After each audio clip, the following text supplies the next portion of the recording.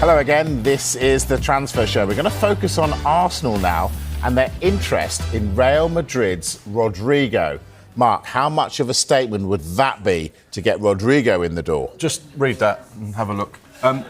No, this is live TV, and we have got lines coming into us all the time that we're trying to investigate whilst we're on air. So, yeah, to answer your question, Mike, Rodrygo... This your assistant to look at that, I like that. Well, I'm going to talk, he's going to work. No, this could be... You know what happened, actually? Somebody sent me that message, and I said to them, can you send it to Mark, please?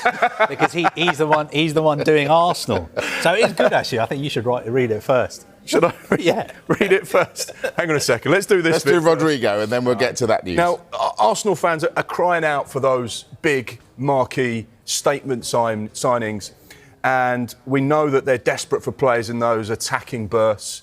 They're desperate for a striker, which we'll talk about a bit later on. They've been linked with Rodrygo, Brazilian international, 24 years old, currently at Real Madrid, scored 11 goals and assists last season in La Liga, and started, crucially, both of the two Champions League games where Arsenal knocked Madrid out of the Champions League. So they've seen him up close and personal. They know what he's about. And he's been really effective down that left-hand side for Madrid over the course of the last few seasons. The left wing is a priority, along with a striker. And the fact that they are being linked to these big-name players will get the juices flowing for Arsenal fans, because that's what they want. You know, Mikel Arteta has turned Arsenal from a team that gets into the Champions League, top four as an achievement, to a team that's nearly winning the title. Now, that big final step is the one they need to make. And players like Rodrygo could be those type of players that could just unlock the door for them to just go one step further. Right, stop keeping us hanging. What's this Arsenal news? Well, hang on a second. Can you give me permission to read this out? It doesn't need my permission, does it? Well, I don't know if we need to double-check things here. Well, that's fine. You can read that out. Yeah. Yeah? Yeah. The chief correspondent says yes. OK, fine. Now, go on. And you're both more important than me. Wow. A little bit of breaking news. Arsenal are considering a potential deal for Chelsea's goalkeeper, Kepa, who is available on a release clause of £5 million. That's per some sources here at Sky Sports News. Like that.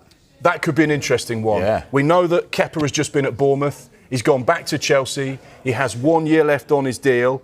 We understand that a part of that deal to take him to Bournemouth on loan, he signed a new contract, which included a low release clause, which would be £5 million, and therefore, potentially, if Chelsea don't see him in their first team this season, could be available at that kind of price.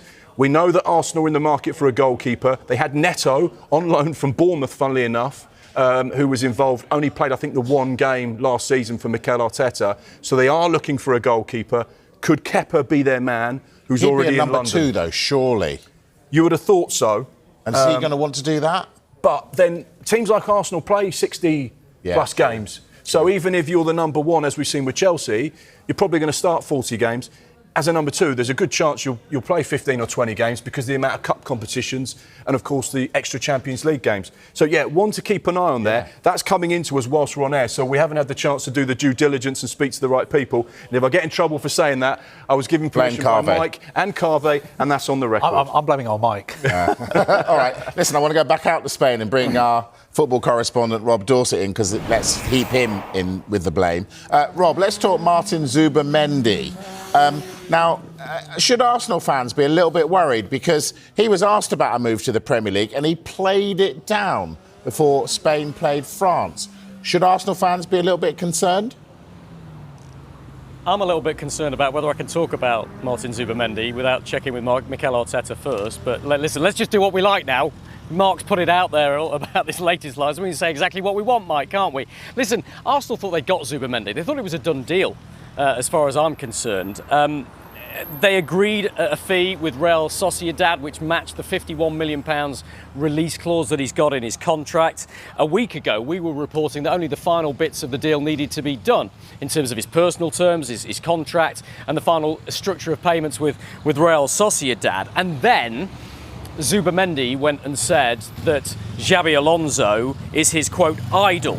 And that was just after Alonso had taken the Real Madrid job. And so we know that created a lot of waves with Arsenal fans who thought, oh no, Does this mean that Zubimendi's having cold feet right at the last minute? And of course, we all saw what happened previously when Liverpool thought they'd got Zubimendi, only for him to change his mind and pull out of the deal at the last minute. Well, look, I can give some solace to worried Arsenal fans right now. I've been talking to people out here in Spain, and there is a very strong feeling out here that Zubimendi is going to Arsenal. They've got their man, no problem, is the way it was described to me. The deal is all but done.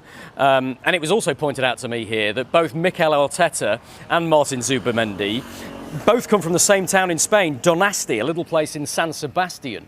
And we think that Mikel Arteta, or certainly over here, they think that Mikel Arteta has used that to try and talk to Zubimendi and help persuade him to come to the Emirates. Almost, I did that, says Arteta, you can do it too. And Arsenal have had a history of success with Sociedad players, haven't they, of course? Mikel Merino, Martin Odegaard, they both played with Zubimendi at Real Sociedad as well. So I'm sure they've been talking to him about what it's like to play for Arsenal under Mikel Arteta right now. And I should add, from the Spanish perspective, that they are in the market for a defensive midfielder, a number 6.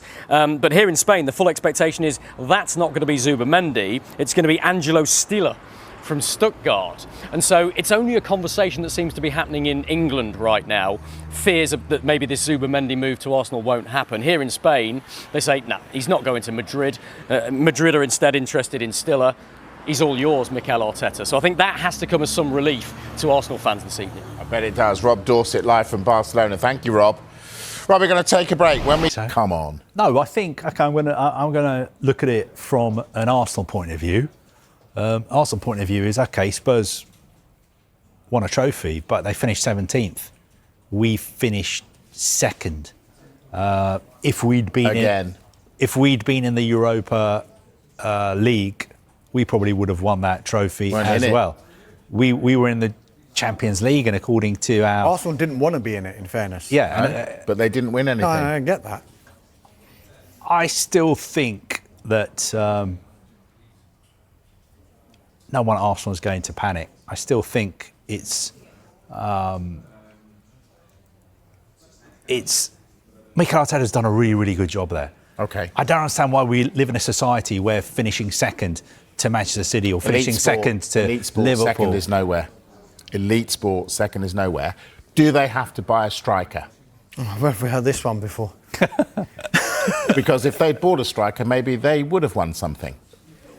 It's impossible to say, because it wasn't for the want of trying. They were in the market for one, but they didn't find a deal that was right for them, either as a player or financially. And who's to say, had they not panicked but jumped in January, and they had a long-term first choice target who they weren't going to sign, would that have meant that their first choice long-term target would have become impossible come the summer? We do know that they will sign a striker in this transfer window.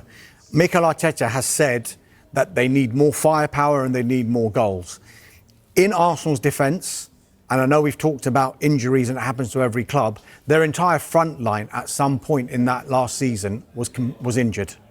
So there's one thing saying let's bring in a striker, because it's hard to legislate for the entire front line being injured. Gabriel Jesus, Kai Havertz, Bukayo Saka, all long-term injuries that they suffered. Now, two of the players that they have been looking at, Benjamin Sesko from RB Leipzig, who they did try to buy in January. The deal wasn't right for them then.